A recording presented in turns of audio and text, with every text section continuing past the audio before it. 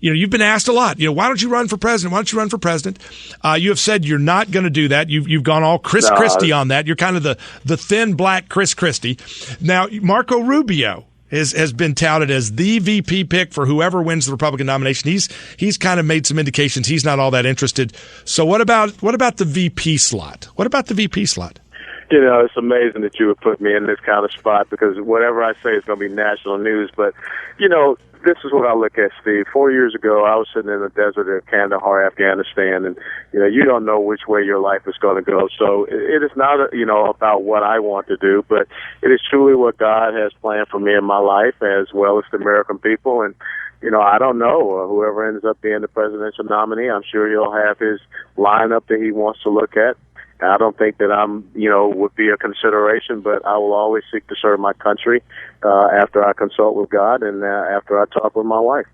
When you look at the arena of politics, you really can't apply for or run for the VP slot. I mean, there's always talk that some people are running so they can get the VP slot. They're doing this so they can get the VP slot. That's not one you can really put yourself in position to get. It really does have to just sort of be, if lightning strikes and the opportunity comes, it's kind of hard to say no if you're actually asked. You kind of, maybe if you want, you can dodge being asked. But if you get asked, that's one of those things you really can't say no to. Yeah, I think that's one of, again, when people came to me, sent an email to me over in Afghanistan and asked me to consider running for Congress.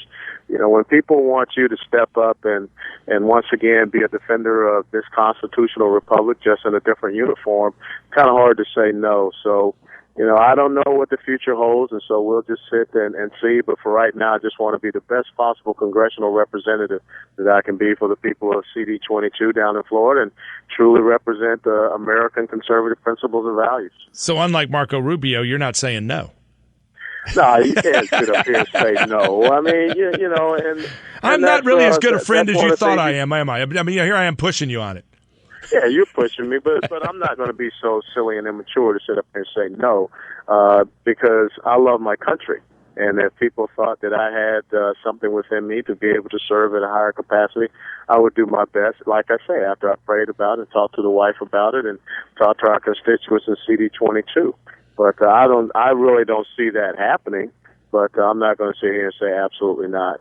You're a humble guy. We've known each other for a number of years now, and you're a guy that's not afraid to put his faith out there and say, I mean, in that Flame event the other day, I mean, you're citing Acts. You're happy to cite the Bible and Jesus Christ and your faith. Are you surprised that so few others in the political arena do it as gracefully and as clearly and as clearly sincerely as you do?